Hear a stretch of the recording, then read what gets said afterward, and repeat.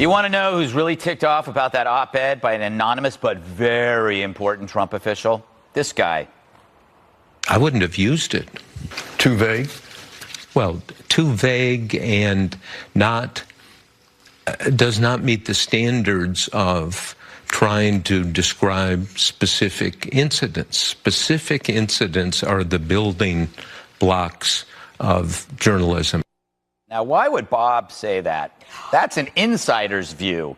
He knows that the Times ran that piece to trim the sales of his new book and hurt the paper's chief rival, the Washington Post. The Times was Tanya Harding, and Woodward was Nancy Kerrigan, taking out the legs of Bob's book at the perfect time.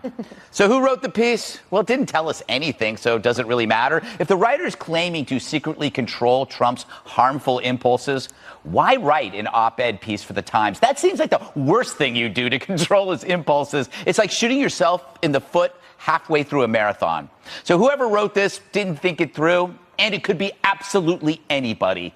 Anybody. Mattis, sure. Pompeo, okay. Ivanka, definitely, probably. The Assistant Deputy Secretary of Commerce, why not? Doris in shipping, yeah. In fact, if anything is possible, why not some guy at the Times, the Jason Blair of the moment? Somebody acting out of concern to save America, just like the piece said. Crazier things have happened. The Times once endorsed Anthony Weiner.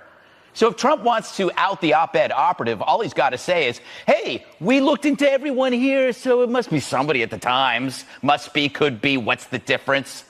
So yeah, it could be the undersecretary for ditches and pipes, or it could be Paul Krugman, except even the Times knows if they put Krugman's name on it, nobody'd read it.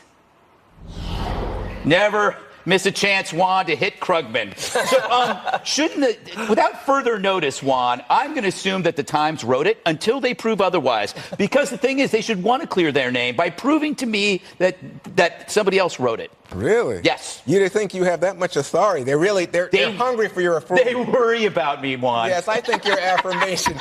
Every day I worry about that. But it's out of love, I must say. Because I worry that you're going a little far into the Trump camp here. No, you know what I'm trying to do. But you know what? I mean, your point, I think you made this point. A lot of people have been critical of this anonymous writer. Yeah. Like yesterday on Fox News Sunday, the senator from Delaware, Coons, said, he thinks people shouldn't have done that. If you think you have some responsibility, if you really want to make a statement like that, stand up, say it with your name attached to it. Mm-hmm. But I will say, I don't get your point about Woodward's book. It seems to me that he is highly credible. So whereas in the Omarosa case, you could say, or even in the Michael Wolff case, you could say, I don't know. But in this case, you'd say, this guy is a veteran journalist with one unbelievable track record, and what he says is this president is detached from reality. Yeah, but I guess my point is that he realized that the New York Times did drop this. I think that it actually helps him. Does it? Yes, because controversy helps drive books. So he's going to be doing a ton of interviews. I'm going to have one with him on Wednesday on the Daily Briefing Show. Nice plug. Thank you. I have learned from the masters. Yes. But I would say that one of the things that helps people if they have a book out, because there's so many books happening, is if there's a controversy that you are somewhat related to, you'll always be asked about it, and it keeps you in the top of the headlines. Judge, what do you think?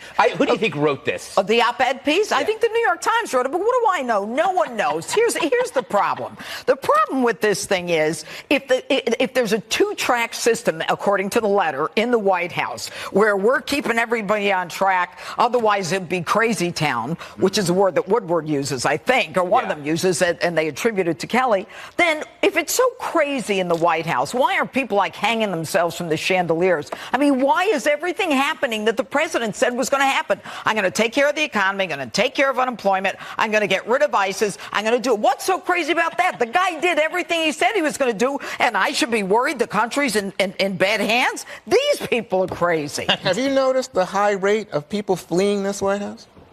Oh, come on. They did the same thing with Clinton in the beginning. It was chaos. This is a record. But you know what? Here's the thing. You've got a guy who was never in government. He was in business. He didn't even have a group that he could rely on that he had worked with for 20 years preparing for this job. So, of course, there are going to be a lot more people going in there. He's in business. What does he know? You should talk to Jesse. About what? Jesse told me Trump is only hiring the best. Isn't that what you told me? Didn't you tell me that? Yeah.